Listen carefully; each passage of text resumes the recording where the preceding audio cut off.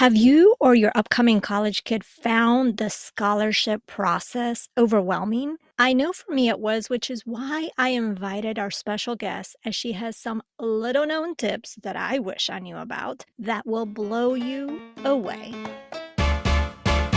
You are listening to Her Dinero Matters, the podcast helping Latinas have increased confidence and control over their finances. My name is Jen Hemphill, and as an accredited financial counselor, my mission is to help you be more confident and simplify your finances so you can save more, get out of debt quicker, and build your wealth.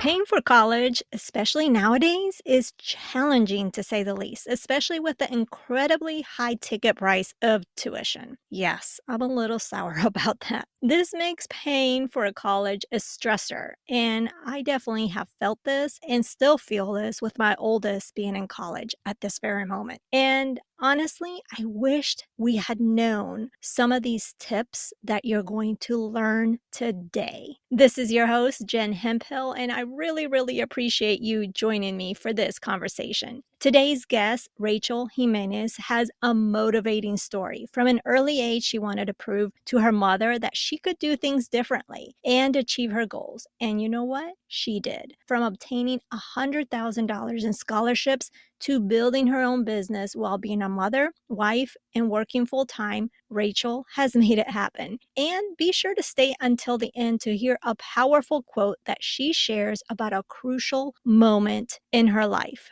And don't forget that we have a community waiting to support you and where you can share your thoughts or questions from today. More on that later. Now let's get started with today's show. Bienvenida, Rachel. I'm so thrilled to have you here, and I'm glad that a mutual friend, Whitney Hansen, connected us and that you're here on the show. So welcome. Thank you so much. I'm so excited to be here. Well, as always, we start with our money story. So, Rachel, take us back in time to your upbringing and share with us a little bit about your experiences or the lessons that you have had around money that really has shifted or really impacted you as a person and even to this day. Absolutely. There's a huge money lesson that stands out in my mind. I have an older sister. She's about 7 years older than me. So when I was around 10 years old, she was in high school and getting ready to go off to college, planning which college she would go to. And I remember it being stressful. So I remember driving in my mom's station wagon, sitting in the back seat, my sister being in the front seat, my mom driving. And there being this discussion around my sister wanting to go to a 4-year college that all her friends were going to. And my mom being like, we're going to help you with school, but you have to do a pick and save college education, as my mom called it. So that meant going to a community college first and for 2 years and then transferring to a 4-year degree. And her thought process was, it doesn't matter where you start, what matters is where you end. And that's a great way to save money, which in hindsight, I totally agree with. And there's one lesson there of being frugal and kind of figuring ways to get things for less than maybe the ticket price is normally. But another lesson that really came out of that for me was that money can be stressful, and I didn't want that. And it kind of created this negative energy around our family. And so,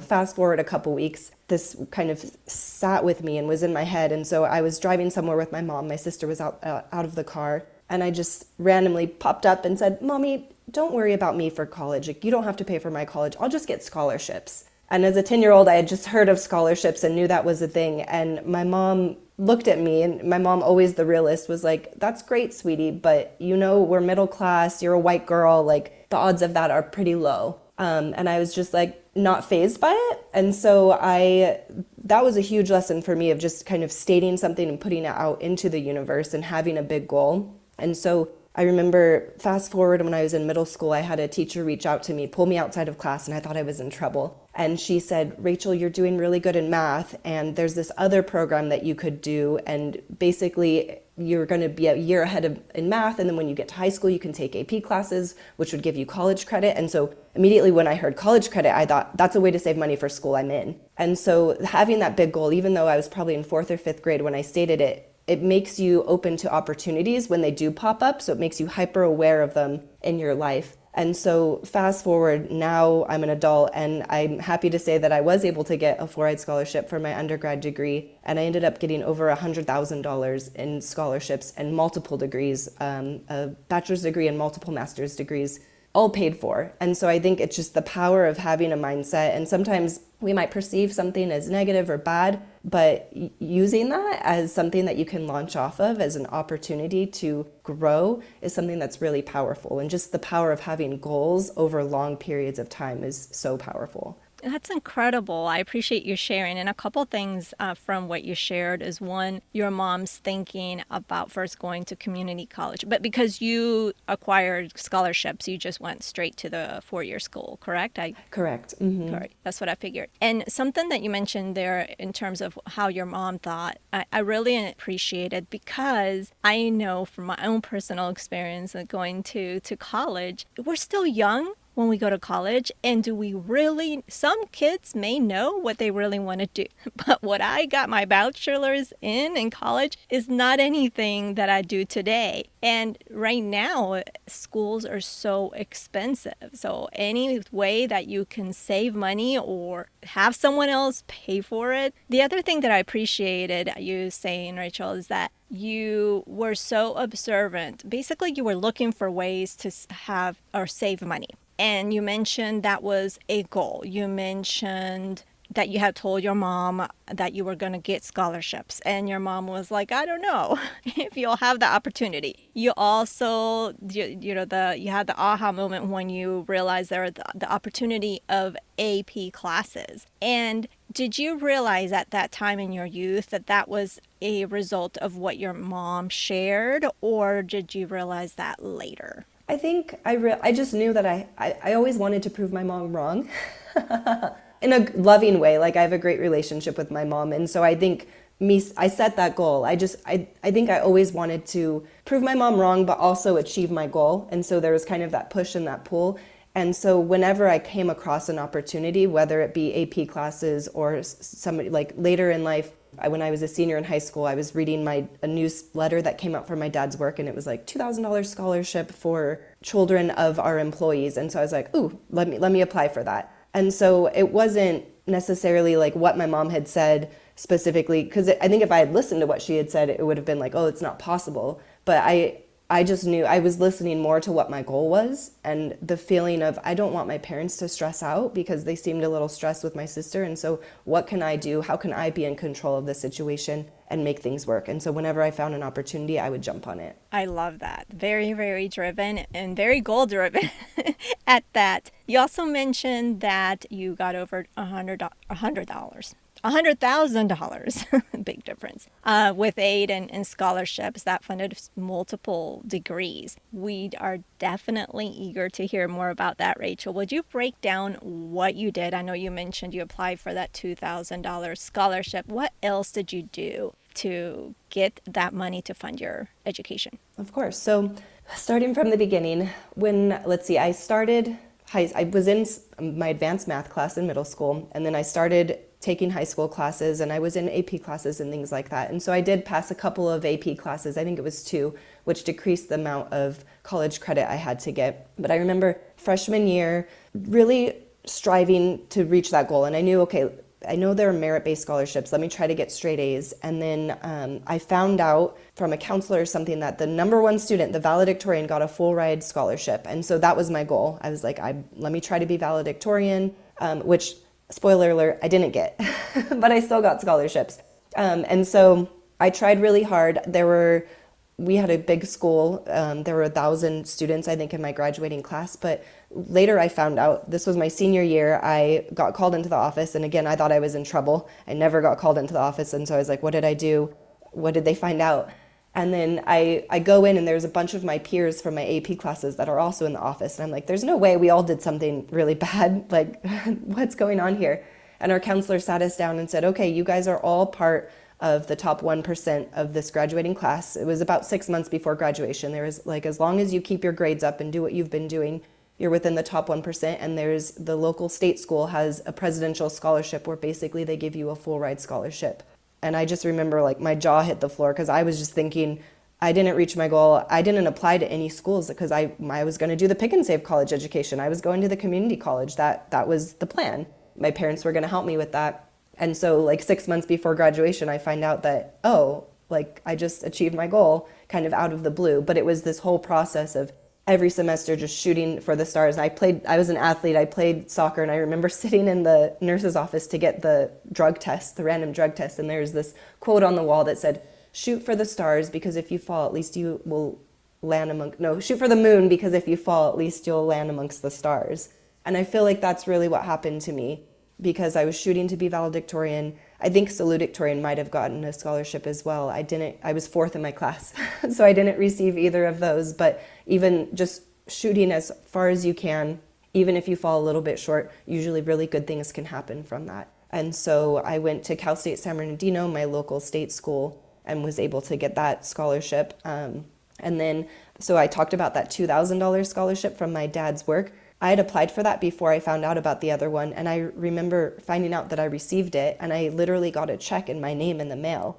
And before that, I thought that there was some clearinghouse somewhere, like an auditor, that would only allow people to get scholarships if they didn't have a full ride already. And then I realized that they'll give you money. They'll keep giving you money as long as you're going to school and you apply for them, and you check all the boxes that they have. And so then I realized how profitable it can be to apply for and receive scholarships. And so then I applied for as many scholarships as I possibly could because you still have housing costs, you have to buy books, computers, things like that, living expenses, feeding yourself, and so those go to pay for all of those things. So if you can get more than what just tuition costs, that's money in your pocket and you can use it however you want. If you want to invest that money for the future, if you want to buy a house with it, you can. They're not checking in on what you do with that money. So I applied through my school. There were additional, you could fill out an application every year, I believe. And I think a lot of schools have this to be put into a scholarship pool because they get a lot of donors that give money to the school for various things. So some donors say, I want this to go to a certain, ethnic minority. And others say, I want this to go to student athletes. And another donor could say, I want it to go to people studying business or something like that. And so you just kind of check all the boxes that you match. And then sometimes they request that you write an essay or something like that. So you just go through that system, fill everything out, and then you wait a few months and kind of the algorithm figures it out, and there's people on the back end that are reviewing your essays and things like that. And then every once in a while you'll get an email that says, oh, you received this other scholarship. So I did the school-based scholarships, I got the presidential scholarship, I found local associations. So you can go to scholarships.com, and it is a little bit of a spammy site. There's a lot of ads on it, but there's legitimate good stuff if you just skip through all the ads. And then you can find local organizations or even national organizations and the different scholarships that they offer. So there was one that I did, it was the National Association of Women Business Owners, but they had a local chapter. And so I applied for that. And I think it was a $1,500 scholarship, but I received that one year and then I applied for it the next year. And I remember my mom being like, well, you got it once, why would you apply for it again? But I read the fine print and it said maximum 2 times. And so of course I was like, well, if I got it once, my odds should be pretty good for the second time. And then I got it a second time as well. So I think it's reading the fine print too and asking questions. Later, when I was about to graduate from undergrad, they were creating this new scholarship for people to do research. And so I applied for that scholarship, and I decided that if I got the scholarship, I would get my master's. If I didn't, I would just go into the workforce. And so I was waiting on the news. I needed to take the GMAT as part of going into a master's degree. But if I didn't get the scholarship, I was like, why am I going to take the GMAT? So I happened to I hadn't heard anything. So I asked one of my professors that I knew was on the committee. I was like, have you heard anything about this scholarship? What's going on? He was like, I can't say anything, but I think it might be good news. And so he kind of gave me a hint, and he was like, you should go talk to this other, the chair of the committee. So I went and talked to that person, and he was like, oh yeah, you received it, but it's contingent on your GMAT score. Well, nobody had told me that, and I hadn't been studying hard because I didn't think that I had received the scholarship, but that flipped a switch for me really quick, and I had 2 weeks to study for the GMAT, and I had a $20,000 scholarship riding on that.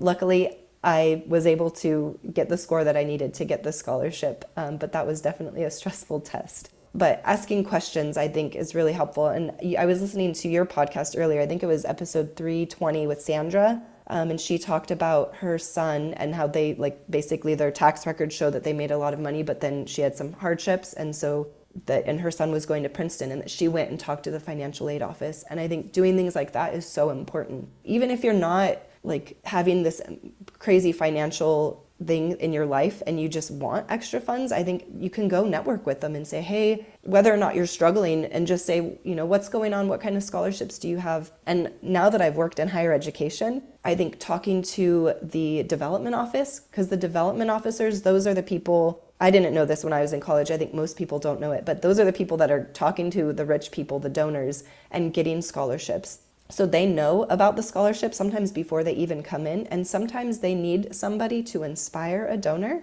or a potential donor. And so being on their good side is really helpful because they have a lot of the information that a lot of people aren't privy to. And just by you supporting them, sometimes it comes full circle, and they might, if maybe they're on a committee for a scholarship, a chair, or they're a chair on a scholarship committee or something like that, and so they can support you and say, oh yeah, that person, they're really helpful, we need, let's give that person a scholarship, versus somebody else that's just a name on a list.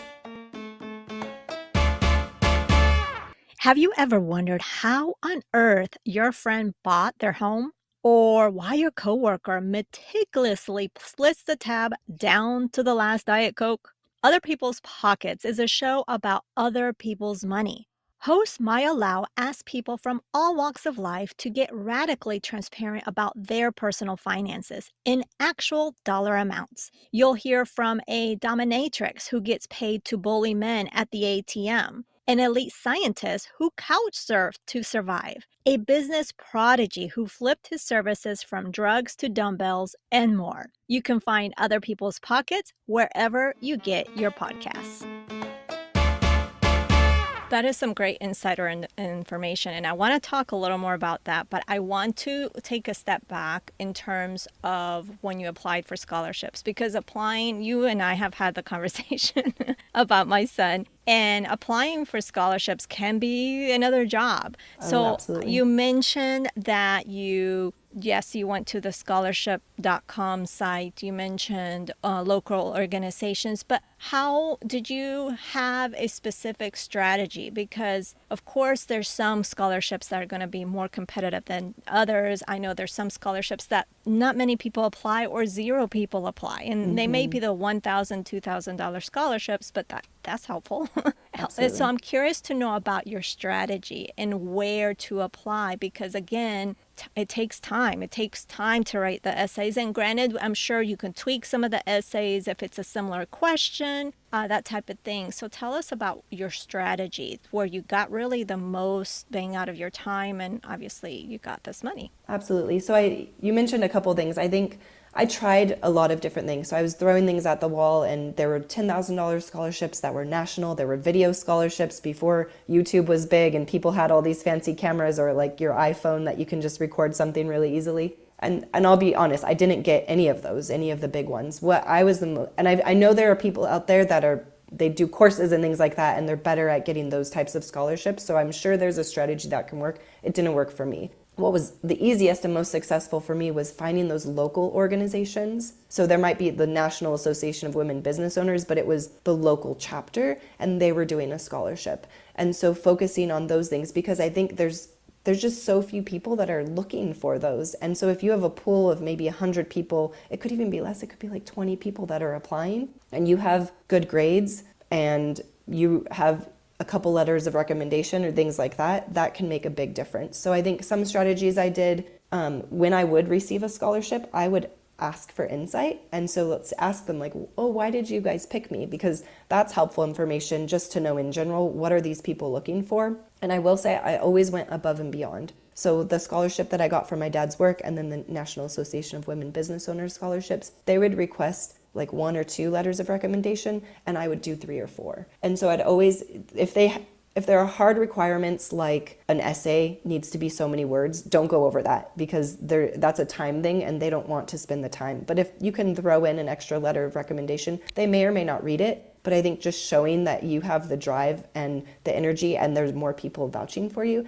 I think that can be helpful. And so sometimes that may or may not be possible now. A lot of people like upload things, but back then you literally had to mail the application. And so I would just put those things in there. But I think it's following the directions, making sure that you're literally checking all the boxes. That's like the very most basic thing that you need to do. Getting it in on time, obviously, there's always deadlines. And then having really good letters of recommendation is powerful, and then adding extra ones if you can do that as well. And then again, going for the more local organizations, those smaller, because I think if you can be a big fish in a little pond, your odds of being successful are much higher than if you're just a little fish in this huge pond. So those are like the top things that I would recommend people do. I love it. And then you meant the insider, I would say secret or tip is the development office. And from what I understood is that the development office, because this is the first thing that I hear about this, are the people that get funds for the university, correct? Mm-hmm, so what you suggested, I just want to make sure, recap, what you suggested was to just network, or maybe have, would you recommend as a student, or would you recommend both a student and parent? Probably the student, I would suppose. Yeah, I would say the student. Yeah, because they're there at the college. And you can do, so I worked in alumni engagement, which was part of the development office. And so you can go, and alumni engagement people are great too, because they're networking with alumni. And so another thing is if you're looking for internships now or in the future, or jobs in the future, it's helpful to have those people that are constantly talking to alumni and rich people, basically. Because usually rich people own businesses or are somehow, they have good networks. That's how they became rich. And so they have good networks that can help you get into unique positions that you might not have been able to find otherwise. So it's not guaranteed that if you network with these people that you're going to get a scholarship or that you're going to get an internship. But I will say the odds are a lot higher if they know who you are and if you're helpful to them. And sometimes you can even get like on-campus jobs within that department, even like a student worker or something like that. But when we were in the office, we're constantly looking for stories to put in an email newsletter to highlight how amazing our students are, because you want to create that emotion for people to donate to the school. And it's hard to find the stories unless you know people. And development officers, they have to constantly be outside talking to alumni and donors, and they don't get a ton of time to talk to students. But if you make it easy for them by showing up to their office, and you could do an informational interview and ask them about their job, and then just mention that like you would love to shadow them, or if there's an event, an alumni event that you could help them run, or just literally do the registration, like give name tags. But if you're doing registration for an event that has 50 alumni, that's your opportunity to meet 50 alumni with jobs that you could potentially get a job or an internship with. So there's just so much opportunity, and it's sitting right under people's noses, and they're just not realizing it. Relationships are so key. That's what I get from that. Relationships are so essential. So the development office and the alumni, maybe engagement. Mm-hmm. I don't know what you call them. Alumni office, usually. Alumni office, yeah. Office. Mm-hmm. Right. Awesome. And anything else, insider information that you would like to share, especially with your experience in higher education? I would just say use the resources. So the career development office is really helpful too. So the career development office, a lot of people know about, and they try to market it to students, but I think so few people actually use it. I think students just and I was the same way. This is advice to my younger self, because I used the career development office, I think, on my last day of school, which isn't the right thing to do. But go and use that resource and get to know those people and fix your resume. And they have quizzes that you can take, and there's so much good stuff. It's their job to help and support you. And so use those tools. But so many people are like, oh, I'm busy with school. And so they don't take advantage of that until it's too late. And in some ways, it's never too late. You can use that usually as an alum as well. But if it's the day that you're graduating and now you're just thinking about your resume, it'd be better if you did it 6 months or a couple years before that. So. And in terms, because of course there's scholarships, there's aid that the university gives based on, it could be a merit, it can be on different things like that. So anything that you know of, because again, I'm here learning, anything that you know of that really will help you leverage the type of aid that colleges give students. Of course, grades are one thing, but anything else that comes to mind? So one thing I would think just in general too that I forgot to mention was reverse engineering things. So I think review a lot of the applications, whether it be on scholarships.com or the other things, and you can do this early. So even if you're in high school or if you're a freshman, sometimes it will be like being part of a club or being part of a society. Well, if you're finding out when you're in high school or maybe when you're a freshman, you still have time to join that club or that society. The more you're involved on campus and the more you're taking advantage of those opportunities, potentially the more opportunities that you'll have to get scholarships. And so I think you can reverse engineer it rather than saying like, okay, I have a good GPA and that's it, so I'm only going to qualify for the good GPA scholarships, you can say, okay, what are the scholarships out there? Oh, this one is about sports. Like, I'm not great at sports, so I'm like, that one's out for me. But this one has to do with student government. Am I interested in student government? I don't know. Could I be? And you can just kind of have an open mind about things like that. But I think it just helps so much too from an employer perspective later when people are involved. It shows that they have drive and dedication and time management skills. And again, it's expanding your network. So even if you don't get a scholarship out of it, you're meeting more people. And I mean, I've gotten side like freelancing gigs because of the people that I met when I was in college. And so you never know what a network and opportunity is going to get you in the future. So I would just say, get involved. And again, reverse engineering things is super helpful. And I think you can go talk to people too, like talk to the financial aid office and ask questions. I think that's super important to just be curious and say, like, another thing is tuition remission. So I went to an event a week ago and I was talking to this person and he was going to an expensive school and he said that he happened to just be meeting with his professor. And someone walked in and said, hey, can you sign this? And then walked out. And he was like, what was that all about? And he was like, oh, I'm signing off her tuition waiver. He was like, what is a tuition waiver? So he just happened to be in the right place at the right time, learned about a tuition waiver, which also is known as tuition remission. So if you are staff, if you work at a university, you can also usually get a full ride scholarship to that university. And so that person that I was talking to was just like, oh, I want that. How do I get that? And so the guy was like, oh, just look on our job board and try to apply for a job. He did. And then he was able to get that. And so it's just being curious. You know, if you don't understand something or you're not sure, instead of saying like, oh, that's not for me. I think like you mentioned merit too. There are scholarships that are more for just merit. So I think a lot of people might say like, oh, I don't have good grades, so I can't get scholarships. That's not necessarily true. There's scholarships for all types of people. And so I think having an open mind and searching for those, knowing what your strengths are, what your weaknesses are, and then, you know, reverse engineer it. If what you're finding is that a lot of them have maybe a B requirement and you have a C average, maybe that's motivation to get your average up, but that doesn't mean you need to be a straight A student. So I think kind of you can work backwards, figure out what the application requires, and then try to make yourself the best candidate possible. I love that. And I can see just in hearing you speak and all the knowledge that you shared today why you consider yourself a time and money hacker because you do like just that. So I'm curious to know, because what you focus on is not necessarily the scholarships and helping people get scholarships. So I really, really appreciate the time that you took with us to share your knowledge on that. But you really help people save time and money. And how do you do that? So tell us a little bit about what you do with that. Absolutely. So I have a blog, moneyhackingmama.com, and then I recently came out with a course that's all about optimizing your life for success and happiness. So I've always been interested in saving money and time, and that's kind of what I've been interested in. I've done side hustles.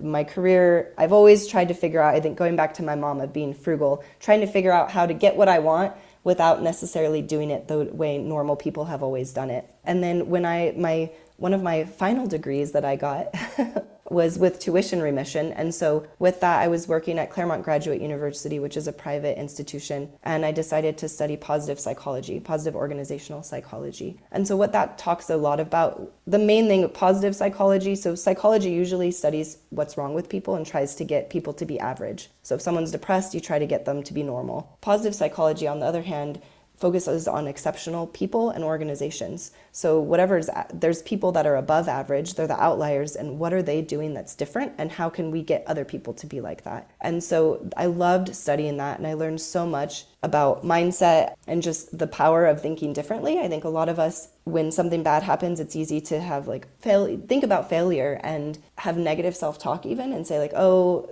and in a way it protects our ego, right? If it's like, oh, I didn't get a scholarship, I guess I'm not good enough. And then you can just like forget about that goal. But it's positive psychology, and people with a stronger mindset will say, okay, that's information, that's data. What can I do better next time to improve? How can I learn from this? And so that's part of having a growth mindset. And so I went through a huge transformation when I was studying that. I was able to create a side hustle that before I would just kind of dabble. I studied business, but I think there was a lot of fear and self-doubt, and I didn't have a ton of confidence. And then I studied positive psychology, and instead of stopping when things got hard, I would continue to push through and have a growth mindset and say, okay, I haven't figured this out yet, but I'm still learning, and what can I learn to better myself and improve? And so now that's what I teach people. With what I learned, I was able to create a side hustle that brings in over $10,000 a month in very little time and brings in passive income. And so I enjoy doing that, and I could teach people the strategies of how I do that.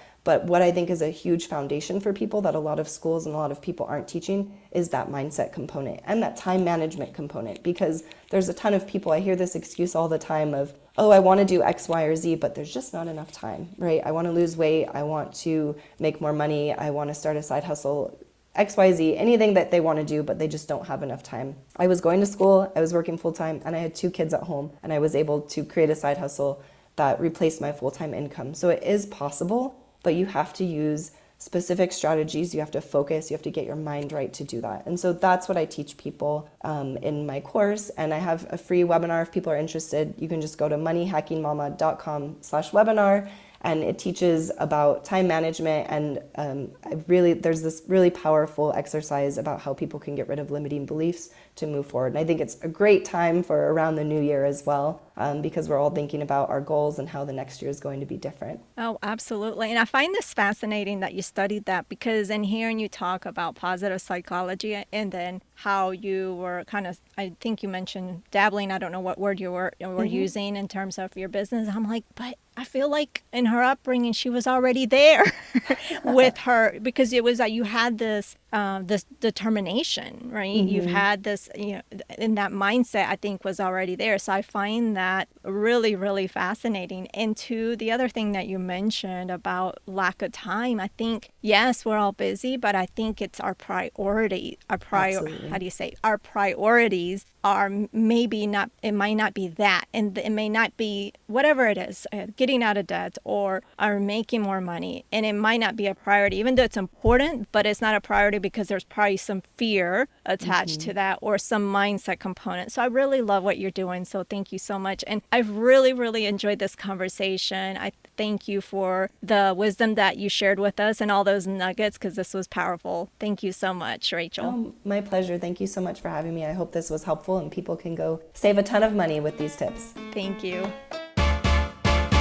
I learned a lot from this episode, and I hope that you did too. Seeing Rachel, how she had a winning approach, not just in getting those scholarships, but how strong and abundant her mindset was at such a young age. It is vital to be aware of your mindset and work to get to know yourself and improve. And I know you hear this in me saying this quite a bit, especially if you listen to this podcast often. So I probably sound like a broken record, but honestly, I'm okay with doing this and time again, and telling you time and time again until it sticks on you like super glue. Another part of the conversation that I wanted to highlight is that, just like Jenny Day from last week's episode, Rachel shared how important it is to apply for scholarships, to not limit yourself due to perceived requirements. Notice that her success came from the smaller scholarships, not the big ones.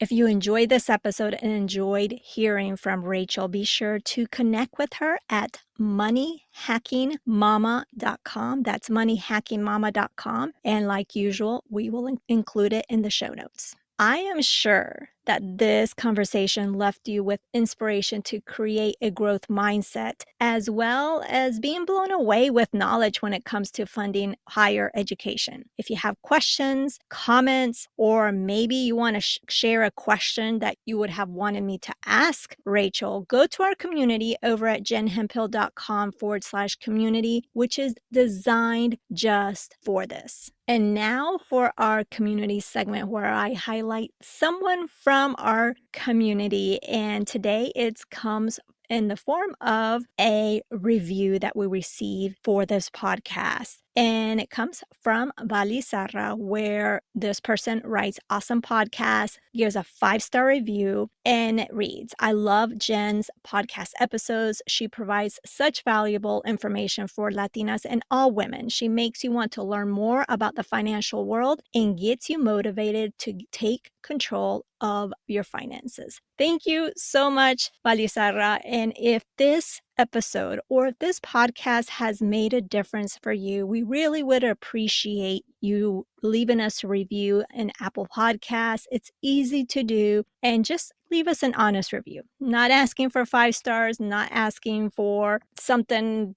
out of this world. Just something simple, just the honest feedback. We really would appreciate it. Next week, it's just going to be me and you for a solo episode where I will share why we shouldn't always be focused on reducing expenses when needing to save more money or pay extra towards that debt, invest more, and things of that sort. It is going to be a good one. Be sure not to miss it. So be sure to hit the follow button on this podcast right now on the platform you are listening from. Bueno, pues that is everything. Thank you so much for taking time out of your busy schedule to tune into the show. You can check out our show notes over at jenhemphill.com/341. That is jenhemphill.com/341. Remember that being the reina of your money starts now, simply by claiming it. I believe in you, and so should you. Nos hablaremos el próximo jueves.